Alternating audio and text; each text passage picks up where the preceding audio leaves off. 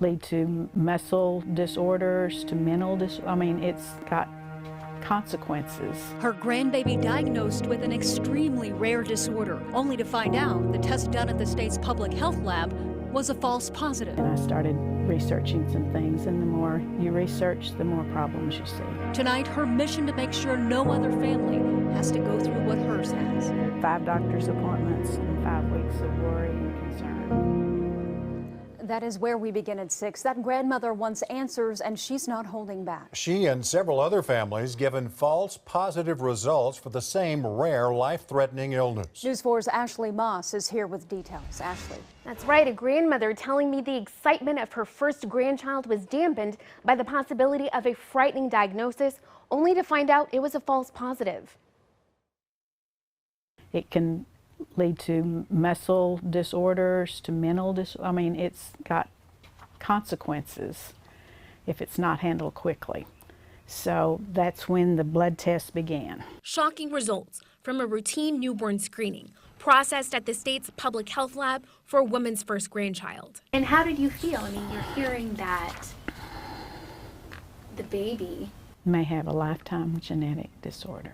An out-of-range result from melanic acidemia, a condition so rare, only 20 to 30 cases are listed in the entire world. Janice's heart sank. 5 doctor's appointments and 5 weeks of worry and concern. New results leading to relief, the family learning the baby never had the condition, but rather a vitamin B12 deficiency.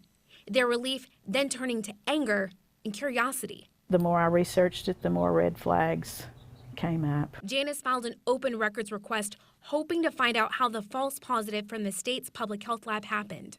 How many newborn testings do you do per month? How many are abnormal by what particular disorder? They said they didn't have that information available, which is quite a big red flag. The grandmother candid with her concerns, sending a letter to several local lawmakers, wanting to know how one Oklahoma doctor has 6 to 7 patients flagged with melanic acidemia in just a couple months of time. What can we do to keep other families from going through hell? Now making it her mission to shed light for other Oklahomans relying on these tests. How many more people are going through this, and what is it going to take to get it corrected? As you may know, the public health lab sends many tests and screenings to outside labs. We've asked why they do that. However, this particular test was done in-house. We asked state health officials via an open records request to figure out how common those false positives are. They've offered us an interview on Tuesday. We're taking them up on that offer. Oklahomans getting false positives on newborn genetic screenings, and some were thrown into panic mode, thinking their child has a rare genetic disorder. My 2-week-old baby had a full blood draw done. They said, she could just be a carrier for this genetic condition, or she could have symptoms, and, it could be a lifelong process. And so you're just preparing yourself. Now, since News 4 started investigating, others have come forward with similar stories. News 4's Ashley Moss is back on the story tonight. He had mentioned that he's been a doctor for 30 years and he hasn't seen so many abnormal newborn screenings within the last year. Sarah Panic says her baby's pediatrician told her not to panic at her newborn's abnormal genetic screen results from the state's public health lab, but she was afraid to tell family and friends. Not having the answers, I just didn't have the courage to bring it up because I was scared. I would have been devastated. But I knew that I would do anything and everything for her. The rare genetic disorder mostly affects boys and can be deadly. In girls, the disorder can still produce severe symptoms. Sarah says they pressed forward with another cheek swab and blood draw, later learning another retest was required, but she'd be the one who'd have to do it. The test sent straight to her front door from an independent genetic testing company. I received a package on my door, and it was in my daughter's name, and it was a blood draw kit. Nobody had called me or anything. There was a huge lack of communication. If I wasn't on top of it, it would have been a bigger mess. Data from a 2015 study done at Duke University indicates there should be 2 positive tests for every 100,000 tests done for the disease. And culling through Oklahoma data suggests inconsistencies. For example, if the Oklahoma State Health Department runs 50,000 newborn tests each year, it should only identify one case of XALD. And according to their records, the Oklahoma State Health Department detected 72 cases of XALD in just 1 month. 5 months after their ordeal began, the panics learned little Lacey wasn't affected. This mom, while grateful, also echoing the same fear we've heard before. Is this just happening in the state of Oklahoma? Is this happening in other states? I don't know. But I do think that parents should be worried. Ashley Moss, Oklahoma's News 4. In May, a bill was signed requiring the health department to bring the state in line with federal newborn screening standards. For months, News 4 has kept close tabs on the state's public health lab. Everything from concerns about newborn screenings to questions over COVID variant testing. And more than a month after asking to tour that facility, today News 4 was finally granted access inside. News 4's Ashley Moss reports. We've been consistently reporting about issues with newborn testing screenings here across the state. We traveled here to the public health lab today to get some of those questions answered. Leadership telling us today those abnormalities are all a part of the process. Before the tour started, News 4 was told no cameras would be allowed for the first part of the tour, staff citing privacy concerns. One of the issues that brought us here, problems with newborn screenings, leaving some Oklahoma parents on edge recently. They've had unusually high numbers from 1 month to the next. What's the explanation for that we can take back to parents? So, first of all, we do have new equipment. We've relocated our lab and we've got new state-of-the-art equipment. So anytime you have different equipment, you might have different sensitivities within that equipment. So the issues are with equipment?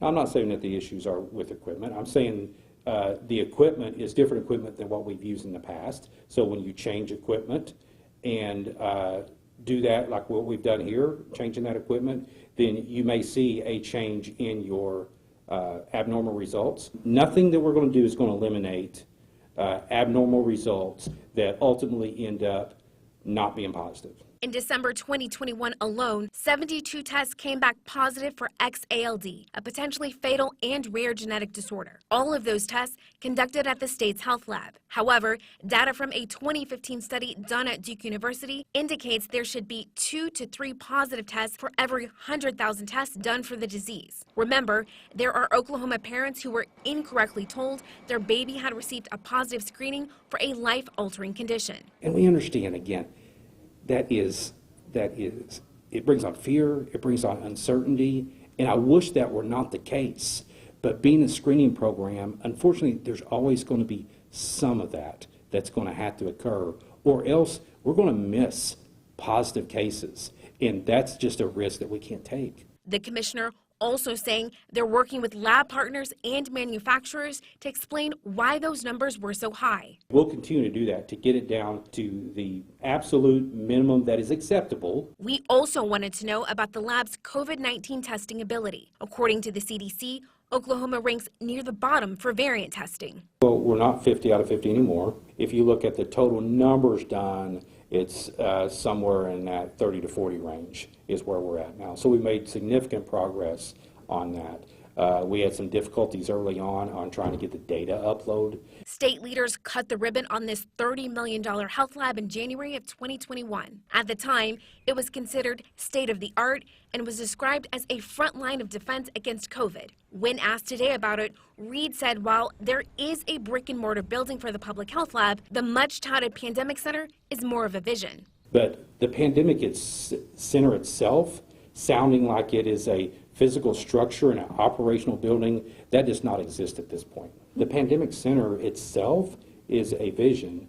It can be part of this building, but currently I can't tour you through the pandemic center because there's not the pandemic center. As for that $30 million, Reed said it was used for the state's COVID response and testing. But Reed says there is a goal in place. It's in planning. It's part of partnership development. In Stillwater, Ashley Moss, Oklahoma's News 4. The public health lab now has a permanent director. She was along for today's tour, but we did not receive clearance to do a one-on-one interview with her. panicked about newborn screenings. 5 blood draws, 2 catheter collections of urine, 5 doctor's appointments, and 5 weeks of worry and concern. All of that worry, only to find out that nothing was ever wrong. Now this mom saying it happened to her not once, but twice. There was still something, that wasn't right on her lab work, and we don't have why. And that is where we begin here at 6. In both cases, families worried and waiting after getting what turned out to be false positive newborn screenings from the Oklahoma Public Health Lab. News 4's Ashley Moss has been following the story, and she's joining us now with this new mom's worries. Ashley?